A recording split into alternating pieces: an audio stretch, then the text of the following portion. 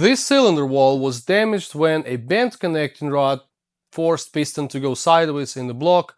In most cases, the whole block has to be replaced, but I'm gonna try to repair it with a cheap $108 gasket set and a used piston, because what could possibly go wrong? In a previous video, I discovered bent connecting rod caused by hydrolocked cylinder.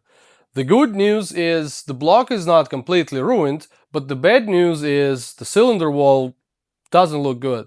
The problem is this isn't a cast iron block. This is Alusil, which BMW, Audi and Porsche use, and it's not easily repairable. You cannot just hone it and put new pistons in it like you would with sleeved or cast iron cylinder. And if this repair doesn't go the way I expect it to go, then the whole block is questionable and I will probably have to replace it. Replacing the block is gonna be pricey and way over the whole idea of $200 engine rebuild. This is why I bought a $55 used piston, around $35 piston ring set, and an Amazon $108 gasket set. On paper it looks like a very cheap engine rebuild. Whether it's actually a good idea is another question. Enough talking, let's see if I can actually save this cylinder wall. The most important part of this process is using the correct honing paste. In this case, I'm using Sonnen AN30 along with felt pads and a cylinder honing tool. Normally, I would recommend using a dedicated Alusil honing tool with the felt pads already attached, but I didn't feel like buying another specialty tool for one cylinder repair. Instead, I cut some felt pads to size and glued them to a conventional honing tool.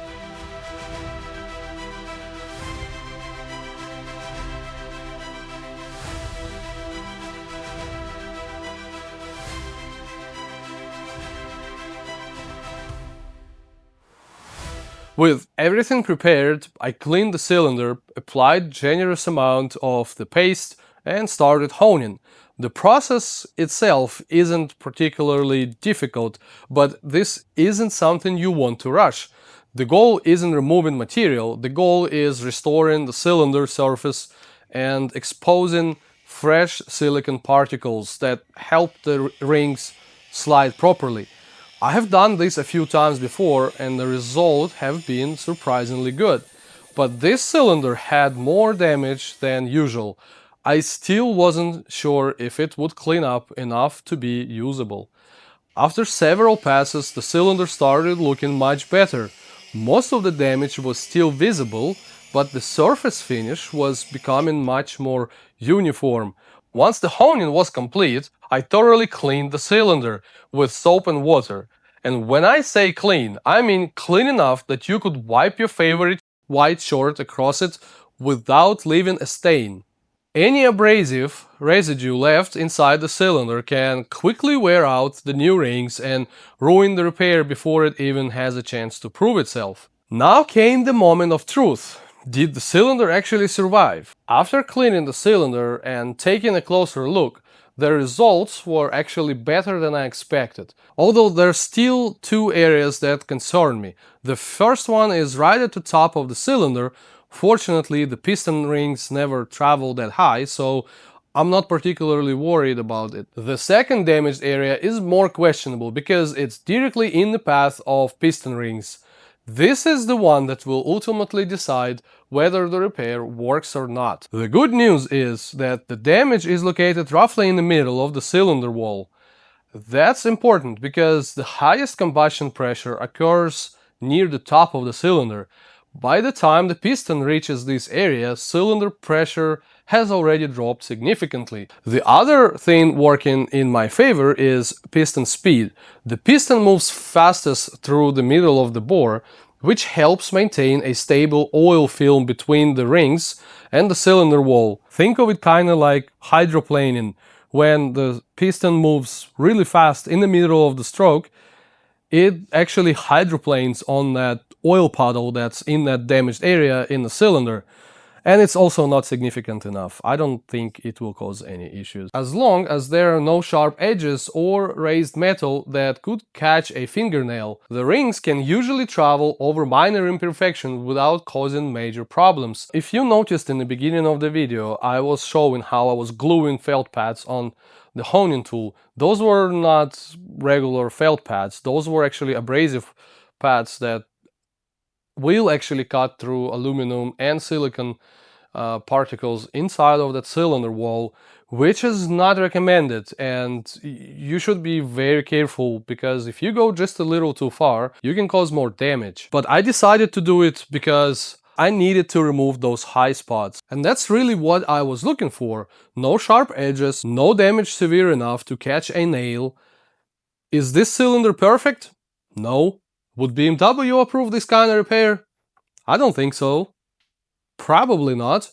But for a high mileage engine that I'm trying to fix on a budget, I think it's good enough to take the risk. Would you accept this repair, or would you replace the whole block? Now it was finally time for a replacement piston.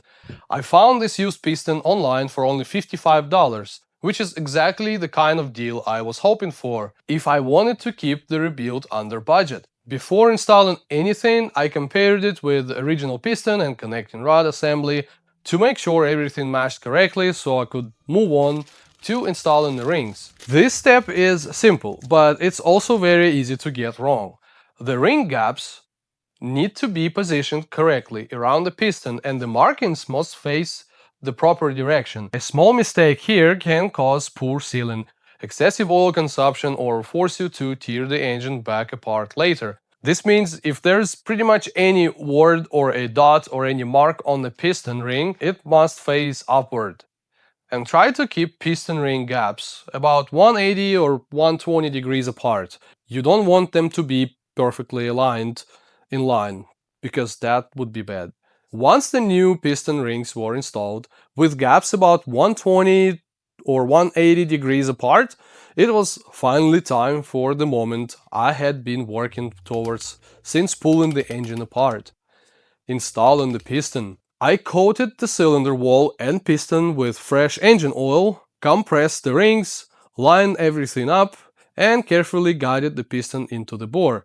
This is one of those moments where everything feels great until you start wondering if you forgot something. Fortunately, the piston ring slid into the cylinder smoothly and the crankshaft rotated freely afterwards.